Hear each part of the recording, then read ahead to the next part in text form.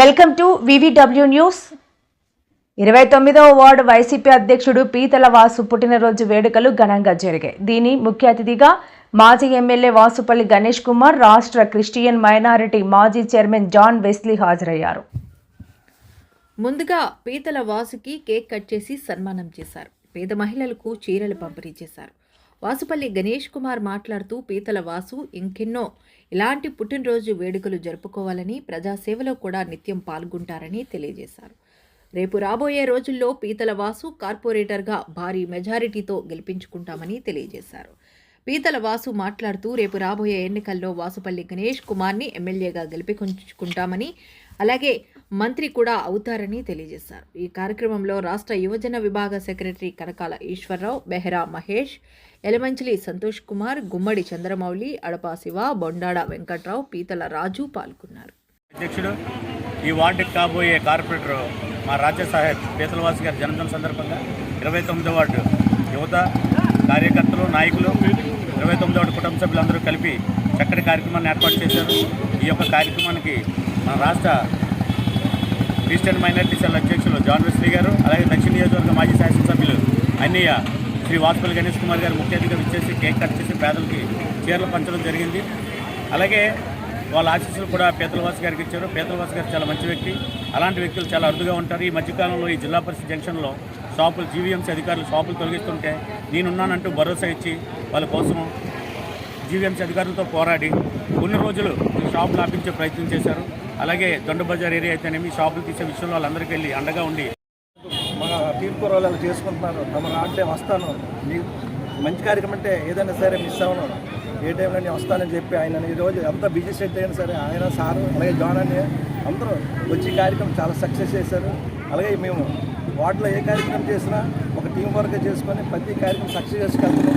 ఇదే ఉత్సాహంతో రేపు 2029లో మా వాసుపల్లి గారిని అత్యధిక మద్దతు కల్పించుకొని అలాగే మినిస్టర్గా మేము అభివృద్ధి చూడాలని మా కోరిక. అలాగే జాన్ గారు కూడా, జగన్ గారు ఎమ్మెల్సీ ఇవ్వాలని, పార్టీ అభివృద్ధికి ఎంతో కష్టపడి జాన్ గారు కూడా గుర్తించాలని మా మద్దతు సంబంధంగా కోరుతున్నాను. అలాగే ఈ కార్యక్రమాన్ని సక్సెస్ చేసిన నేను ఏ కార్యక్రమం చేసినా నాకు వెన్నంటూ నడిపిస్తున్న మన కనకలేశ్వరరావు రెడ్డి, బేరామేశ్వరి, అడుగుల రాజ్కుమార్ రెడ్డి, అలాగే ఈరోజు మాకు టీం సభ్యులు పైపోటి శివ, కోండ్ర సతీష్, మన గుర్రపోటి శివ, ఈ కుర్రోళ్ళందరూ సూర్య, పడాల సూర్యకుమార్, ఇదంతా సంతోషం. మా ఎలమంచుల సంతోష్ రైతు 1 గంట వరకు ఎక్కడే ఉండి సారిపల్లి రమణ అందరూ కలిపి ఈ కార్యక్రమాన్ని సక్సెస్ చేయడానికి తోడపడి అందరికీ పేరు పేరున ధన్యవాదాలు. అలాగే ఇదే ఉత్సాహంతో రేపు ఎప్పుడు ఎలక్షన్ 2029లో వాసుపల్లి గారిని మొన్న దొంగ ఓట్లతో గెలిచారు తప్పితే ఇక్కడ నిజాయితీగా, ఎందుకంటే నాతో వంశీకృష్ణాలు 500 మెజార్టీ అడిగారు ఇక్కడ, 500 మెజార్టీ వాళ్ళకే తెలియదు ఇక్కడ 5500 మెజార్టీ వస్తుందండి ఈ వార్డులో. అంటే వాళ్ళకే తెలియదు ఇక్కడ 5500 మెజార్టీ, 500 అంటే అట్ట కాసేపు అడిగారు రాత్రి, అంటే వాళ్ళకే తెలియదు ఇక్కడ 200 అంటే 5500 అంటే మాయగా గెలిచారు తప్పితే ఆయన సర్వీస్ ఇక్కడ ఓడిపోలేదు, దొంగ ఓట్లు గెలిచారు. ఇప్పుడు మళ్ళీ ఎలక్షన్ ఇచ్చినా సరే దక్షిణలోనే వాసుపల్లి గణేష్ కుమార్ గారు అత్యధిక మెజార్టీతో ఇప్పుడు గెలుస్తారని తెలియజేస్తున్నారు. పెద్దలు మా అధ్యక్షులు 29వ వార్డు పీతలవాసు గారు జన్మదిన శుభాకాంక్షలు తెలియజేస్తా ఉన్నాను. వారికి అతను ఒక విషయం చెప్పలేదు, ఈరోజు తెల్లవారు 5 గంటలకి లేచి నేను అతనికి ఏమో చెప్పాను. మొదటి విషయం నేనే చెప్పాను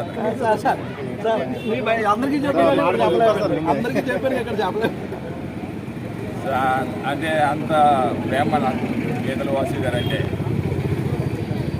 ఏదో కొన్ని కారణాల వల్ల అతను ఏమో కార్పొరేటర్ మిస్ అయ్యాడు అంతేనే, ఎందుకంటే అతని టికెట్ కొన్ని శక్తులు దాన్ని ఏమో అడ్డుకున్నారు. సో ఏదేమైనా సరే ఆ దేవుడి సాక్షిగా మళ్ళీ 2026 అవ్వచ్చు, 27 అవ్వచ్చు ఈ కార్పొరేషన్ ఎలక్షన్స్. దమ్ముంటే వాళ్ళు పెట్టుకోమని చెప్తాం. ఎలక్షన్స్లో తప్పకుండా పీతలవాసు గారు అత్యధిక మెజార్టీతో కార్పొరేటర్గా గెలిపిస్తాము.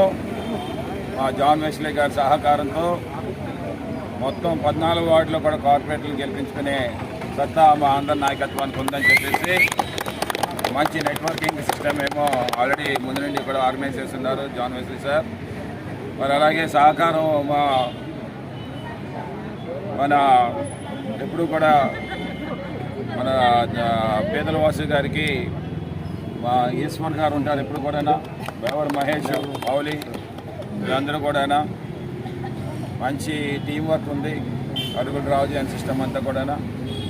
నేను ఒకటే చెప్తాను ఏంటంటే, ఈరోజు ఈ మీడియా ద్వారా విశాఖపట్నం దక్షిణ నియోజకవర్గం కార్యకర్తలందరికీ కూడా ప్రతి ఒక్క కార్యకర్తకి బలోపేతం చేసే బాధ్యత జగన్మోహన్ రెడ్డి గారి నాయకత్వంలో నేను తీసుకుంటాను. 2029లో వైఎస్ఆర్సీపీ పార్టీ గవర్నమెంట్ ఫామ్ చేస్తుంది. చేసిన వెంటనే ప్రతి కార్యకర్తకి కూడా నేను చెప్తా ఉన్నాను, 7,500 మంది కార్యకర్తలు ఈ యొక్క దక్షిణ నియోజకవర్గంలో ఉంటారు. ఈ 7,500 మందికి కూడా 2 సెంట్ల భూమి పెట్టే బాధ్యత ఈ వాసుపల్లి గణేష్ కుమార్. ఈ యొక్క కార్యకర్త కుటుంబానికి ఒక ఉద్యోగం కల్పించే బాధ్యత ఈ వాసుపల్లి గణేష్ కుమార్ తీసుకుంటాడు. తగిలినా సరే, అటు టీఎంసీ కమిషనర్ అవ్వచ్చు, లేదంటే కలెక్టర్ అవ్వచ్చు, పోలీస్ కమిషనర్ అవ్వచ్చు, లేదంటే మా సొంత పార్టీలో నాయకులు అవ్వచ్చు, ఎవరిని కూడా వదిలిపెట్టేది లేదు. అది జగన్మోహన్ రెడ్డి గారు ఆదేశించేది. కార్యకర్తలను కాపాడుకోవాల్సిన బాధ్యత నాయకులకు ఉంది. అది ఇక్కడ చేస్తాం. ఈరోజు ఇక్కడ అరాచకం జరుగుతుంది విశాఖపట్నంలోని. కనీసం ఎమ్మెల్యేలకి బ్యూరోక్రాట్స్ మాట్లాడే సత్తా కూడా లేదు. ఇష్టాసారంగా పండగ ముందేమో షాపులు కొట్టేస్తామంటే ఇళ్ళల్లో ఏసీ రూముల్లో కూర్చుంటామన్నారు. ఇది తగునా? ఇది ఒక్క నెలలో 6 నెలలు వ్యాపారం చేస్తారు, ఒక్క పండగ నెలలోనే. అలాంటి రోజుల్లో వాళ్ళు కడుపు కొడతా ఉన్నారు, ఉసురు తగలదా? ఇదేనా మీరు చెప్పి మీరేమో ఓట్లు వేయించుకున్నారు మీ పార్టీ వాళ్ళు? పవన్ కళ్యాణ్కి ఇది తగునా అని నేను అడుగుతాను. చంద్రబాబు నాయుడికి ఎలాగ బుర్ర లేదు, బుద్ధి లేదు. పవన్ కళ్యాణ్ అట్లీస్ట్ నేనేమో వాయిస్ నవ్వుతాను పేద ప్రజలకు అంటావు, మరి ఏమైంది నీకు? సిగ్గు లజ్జ లేదు? నీ ఓన్ ఎమ్మెల్యే గారు ఇక్కడ ఉన్నారు, ఏం చేస్తామన్నారు ఈరోజు? సో మేము ఇది ప్రశ్నిస్తా ఉన్నాం.